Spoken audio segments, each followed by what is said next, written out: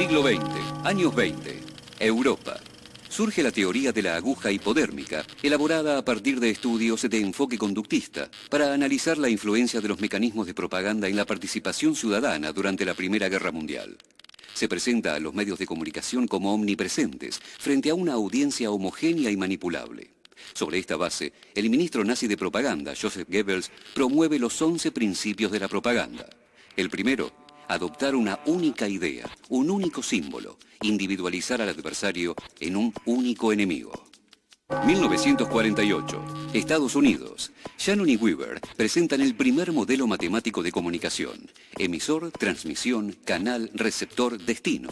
Un modelo lineal de aplicación universal que describe la comunicación entre seres humanos, máquinas o sistemas informáticos. Se exponen 3 niveles. El técnico, que refiere a cómo se traslada el mensaje y cuáles son los efectos del ruido. El semántico, vinculado a cómo llega el mensaje a destino. Y el pragmático, donde se analizan los efectos de la comunicación, la influencia y la efectividad del mensaje. 1949. Harold Laswell, continuador de la teoría de la aguja hipodérmica, desarrolla la fórmula conocida como el paradigma Laswell. ¿Quién comunica qué? ¿Por cuál canal? ¿A quién y con qué efecto?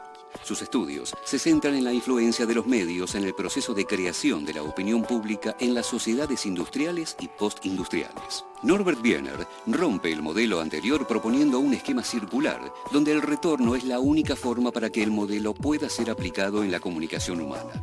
Estas teorías suponen a las personas como elementos activos en el proceso comunicativo. Desde concepciones matemáticas se llega a la idea de retroalimentación o feedback. Década del 50.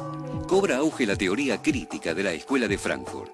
Frente a los estudios empiristas y funcionalistas, Walter Benjamin, Theodor Adorno y Max Horkheimer, de corriente marxista, investigan la comunicación de masas y se preguntan cómo es, quién la controla y en beneficio de qué, poniendo de manifiesto el vínculo entre las formas que adopta la comunicación y el sistema capitalista.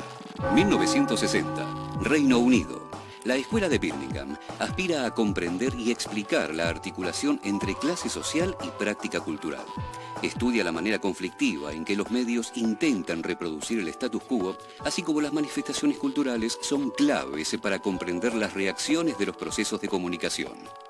1966. El filósofo canadiense Marshall McLuhan introduce el concepto de la aldea global. Desde una visión tecnologicista, describe la interconexión humana a escala global generada por los medios electrónicos de comunicación. Todo medio es una extensión de nuestro cuerpo. Formamos nuestras herramientas y luego éstas nos forman. Su fórmula se consagra en la famosa frase, el medio es el mensaje. Finales de la década del 60. Se inician los estudios de la Escuela Latinoamericana de Comunicación. Con fuertes críticas a las corrientes norteamericanas y acercamientos a la Escuela de Frankfurt y a los estudios culturalistas, se desarrollan los primeros trabajos dedicados a pensar la especificidad comunicacional de nuestros países. Se denuncian las grandes concentraciones mediáticas y el desfasaje entre los modelos tecnológicos importados y las condiciones de recepción local. Década del 70. Se desarrollan los primeros estudios de comunicación alternativa. Al análisis de los intereses del emisor y los dueños de los medios se suman trabajos tendientes a pensar y generar medios contrahegemónicos. El objetivo es disputarle a los medios masivos la construcción social del sentido. 1973.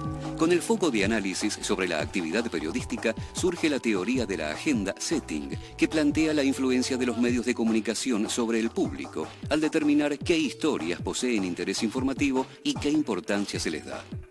Los medios pueden no acertar al decirnos cómo pensar sobre un determinado tema, pero sí nos dicen sobre qué pensar al excluir determinados temas de la agenda noticiosa. 1990. Alemania. Los estudios de la recepción ejercen una gran influencia en Europa occidental porque centra su estudio en las audiencias. El receptor no es ya un sujeto que responde linealmente al estímulo de los medios, sino que interpreta los significados a partir de un bagaje cultural previo. El objetivo es explicar por qué algunos aceptan ciertas interpretaciones de un texto mientras otros las rechazan. En la actualidad, el amplio poder de decisión que se adjudica al receptor durante la década de los 90 es puesto en discusión. Comienza a criticarse la concepción de que el receptor es un consumidor de información que puede hacer con ella lo que quiere, sin atender a sus propios condicionantes ni a los de los emisores.